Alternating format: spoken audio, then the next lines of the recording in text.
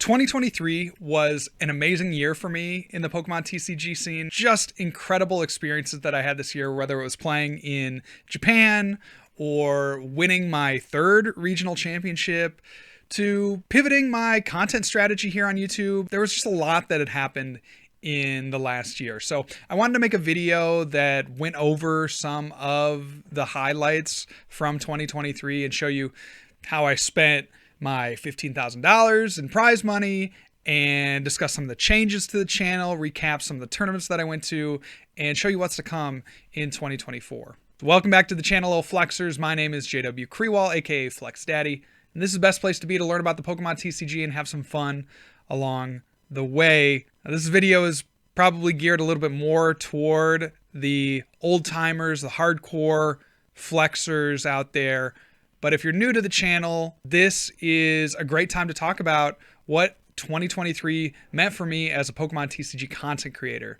Now, for the last, 4 years leading up to 2023, I had done a lot of gameplay videos, and I had worked really hard to come up with wacky ideas and crazy ideas and new decks, but I recognized somewhere along the line that that was really unsustainable, especially when we have a lot of other players in that space doing similar things.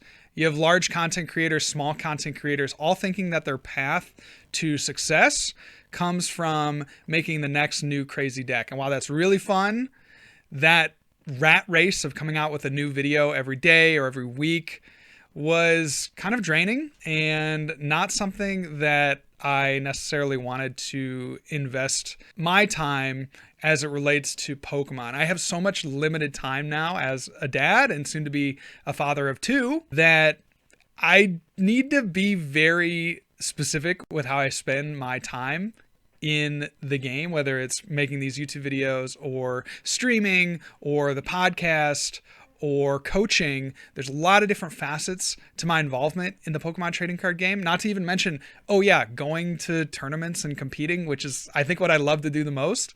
But when it came to the YouTube content, I wanted to make sure that it was something that was a little bit more sustainable and something that set me apart from other players in the space. So I think we have a lot of people, and this is not a knock on anyone, but there's a lot of people that come out and they have great success actually doing the crazy decks, wild decks. I love doing that as well. But in terms of what the amount of time that those videos took to produce versus the amount of discussion that I could generate surrounding them, it just didn't quite work out the way that I was imagining. And that's where I've been more inspired by kind of the more authentic YouTube style. With those crazy deck profiles, I feel like there's this front that I always put on, and I wasn't really speaking directly to an audience. And there was some inspiration that I got from content creators like Curtis Connor and Jarvis Johnson that I just feel like translates really well to Pokemon that we don't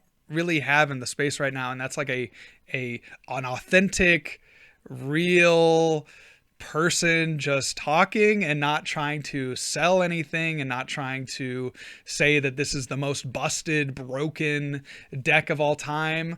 I think that part of my content is gone for now. Will it ever return? Maybe. But in terms of calling a deck broken and busted, maybe I'll post a deck video or a deck list. I'm not looking for that over hyper fixation on how wild a deck is anymore. I'm more interested in what the metagame looks like and what it means for you and how you should build decks and tips and tricks, more so the craziness of the cards themselves. So that is just a brief insight into like where I'm heading here with my content. It's going to be more personal. You've already seen this, like things like tier lists, things like meta breakdowns, things like reaction videos, restreams of some of my favorite matches. All these pieces are going to work together to be the content that you'll see on this channel moving forward. So if that sounds like something that you like, that sounds like something that would be of interest to you, please make sure to subscribe, hit the bell, whatever you got to do to get notifications of when I post on this channel, because it's not going to be gameplay videos for the most part. That's not to rule it out at all. in 2024, but I've loved just speaking into a camera directly to an audience, and I want that to carry over into the new year. 2023 was wild for tournament play. Oh my gosh, this was easily the best competitive season of my life. Not necessarily with the finishes, but there were great finishes. It was mostly the places that I got to go. I mean, obviously having the World Championships in Japan was mind-blowing. This was something that I've been playing for 13 years now, and this is something that I'd always dreamed about. And it's something that just was always, oh, we assume they're never going to host it in Japan because of the conflict between the Pokemon Company and the Pokemon Company International. I mean, perceived conflict. I mean, they don't really work together as much as I know. I don't know that much, but as much as I know, Pokemon Company just like makes all the cards for Japan, and then the Pokemon Company International hosts all the events outside of Japan. It's like why there's two different tournament structures. So there's just, I don't know if conflict is the right word, but obviously they're not working in tandem together, right? Certainly the Pokemon Company in Japan is very isolated from the rest of the world, and that's fine. That's not a value judgment on that. But I had just always thought in the 15 years that I've been playing that there was never going to be a World Championships in Japan, or maybe they would host a side tournament in Japan, but never the World Championships. And to have it be announced in Japan, that was such a big goal for me in 2023, to get the invite, travel to Japan. And that was incredible. That was an amazing experience, not just for the tournament. The tournament did not go very well. Obviously, I did not make day 2. I did not have a high finish. I played Miraidon, and while I didn't do well, Andrew Mahone actually did pilot it to a top 32 finish, which is great for him. Anytime that you can get that extra little swag at Worlds, which is something that I haven't done yet, which is something that I'm trying to do. I was very close a couple years ago in London when I finished 5-3 in day 2. I was 1 point away from a top 32 finish, but in Japan it just wasn't my year. To play in Japan was just an amazing experience, and then to go to Japan, I'd always wanted to go to Japan, never really had a reason to go, but Pokemon was there as the reason. That was the carrot on the end of the stick for the 2023 season, to go to Japan and play in Worlds. It felt like when I was in Japan, their whole identity, they were so confident in their identity of who the Japanese are as a country that you just could tell everything was done so well, to like very high standards. Everything from the hotels that we were at, the concierge, the train systems, the people that served us our food, like everyone did their jobs to a very high standard. And that's something that I take away from that trip, is being very impressed with. But it was awesome to see the sights, to hear the sounds of the big cities, and to see everything that they had to offer. It was really magical. And of course, everything Pokemon themed was incredible. Again, nobody does Pokemon better than Japan. So like, of course, I want to just go to Japan as much as I can to play the game. So I do hope that they bring back the World Championships at some point in the future. Moving on to tournament play in the 2024 season, which is the current season that's in progress, with our final destination being World Championships in Hawaii. I have had, again, the best season of most people, I would say, in the world so far. This is the best 3-month stretch that I've had of any season that I've been playing. Worlds into Pittsburgh, which Worlds did not go so well. Pittsburgh was a day 2. I think I finished, top 128. Then into Peoria, that was a top 4 finish. And then finally to my win in Toronto was just incredible. A needed reminder that I'm still at the top of my game and I can still compete. And that was great for me, just as a confidence boost. I don't have a lot of time to travel to tournaments now. A lot of my involvement in the game at this point is, making content or streaming or coaching. And so when I do have the opportunity to travel to a regionals, I really don't take it for granted, because I always think this might be my last tournament. Frankly, at least for years, right? Because I have a young one. My wife is amazing, and my daughter is amazing as well. But my wife lets me go off to these tournaments, and I just never know when I'm going to get that opportunity to go again. So I do not take it for granted at all whatsoever. And I'm always thinking, okay, I really got to make this one count. I really got to make this one count. And everything just kind of clicked this year, and it was fantastic to see. It was awesome. I was truly humbled by all the support that I received after the top 4 finish and then the win. It was amazing to connect with you guys and all the kind words that you said. I'll never forget that point, and hopefully it carries over, of course, into 2024. I'm going to be doing my best to stay up to date. I still have a few more events to attend this year, but to already have the Worlds invite locked up, man, it's such a huge weight off my shoulders because I love playing that tournament every year, and now it's a new destination that I get to go to.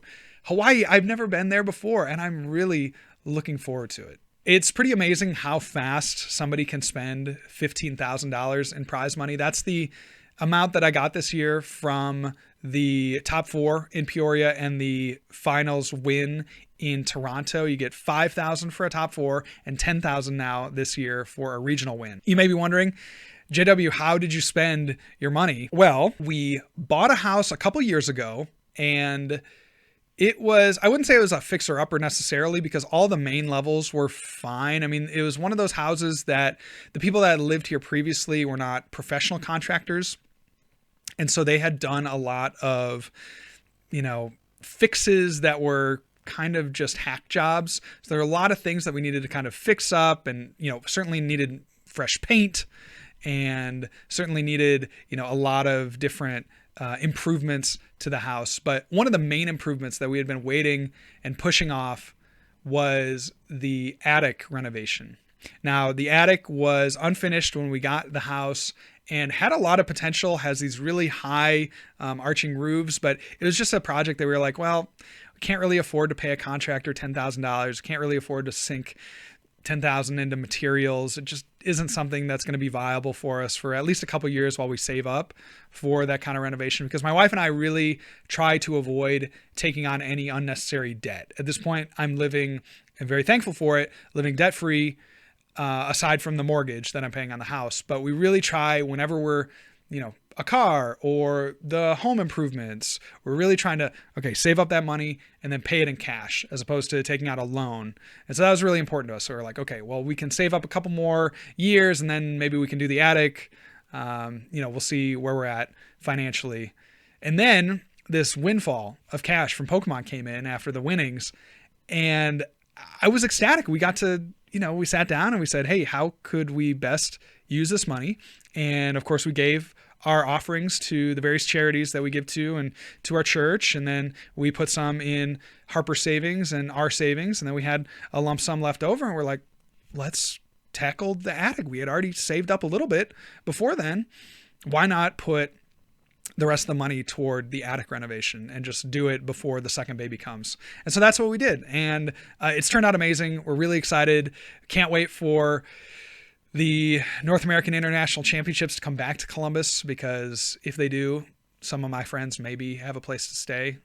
Sad to see that they went and moved it down to New Orleans. No matter. Maybe it'll be back. Who knows? Hopefully.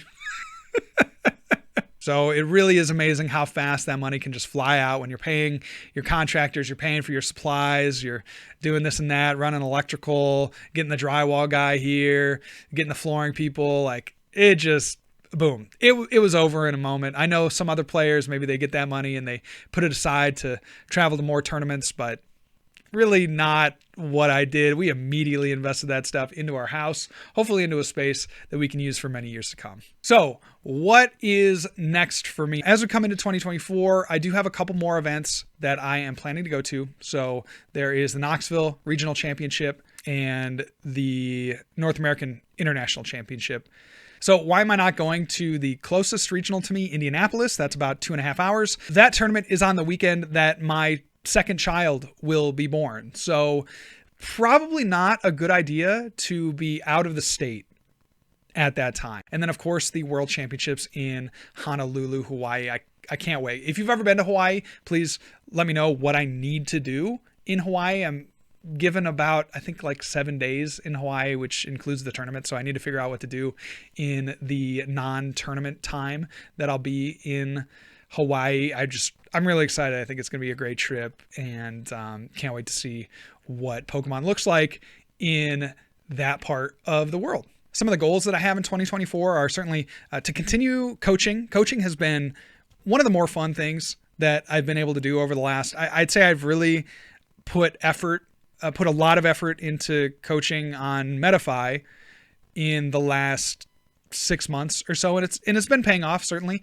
I'm going to release a video here shortly about what it looks like to coach on Metafy, what it looks like to book a lesson, and about my personal experience as a coach, like how much I make and how much we could maybe assume some other players make in the game. I think that might be a really interesting video to peek behind the curtain, but coaching has been awesome. So I hope to continue to do that. You guys have been incredible with the reception to that. A lot of my times, I'm very limited on the platform in terms of the times that I'm available, but it seems like every week I'm booking out most of my sessions, which is cool. So thank you for that. And then I would love to get into casting the game. If anyone has any connection to the Pokemon Company, I've already tried to get in with the people that I know there. But if anyone has any connection, please, or maybe you could drop a comment below and just say, JW, I would love to hear you on the commentary desk, because I think that would be so fun. I think that would be one of the funnest things that I could imagine. And I think I can talk about the game in a way that relates to players. And I think I have a knowledge about the game that would put me up there with certainly some of the more experienced casters on their current squad. So I would love to have that opportunity. This is just, I don't think this is going to go anywhere by me shouting it to the void to you guys right now, but that is a goal for me, and know that I'm working to the extent that I can to try to get my foot in the door over there, because I think it would be just an incredible opportunity to be able to cast an official Pokemon tournament for the Pokemon Company. And who knows, maybe that could turn into something. I mean, we've certainly seen it with other players that have turned into casters as kind of their primary involvement with the game. And yeah, that would be just something fantastic. I would be over the moon to be able to have that opportunity even once, but maybe more times than that. And finally, some of the most fun that I have in the Pokemon trading card game that is going to continue over into 2024 is the Twitter, or the X, whatever. We'll post a little montage at the end of this video of some of the highlights, the tweet highlights, but this was a fantastic year for me for Twitter and engagement.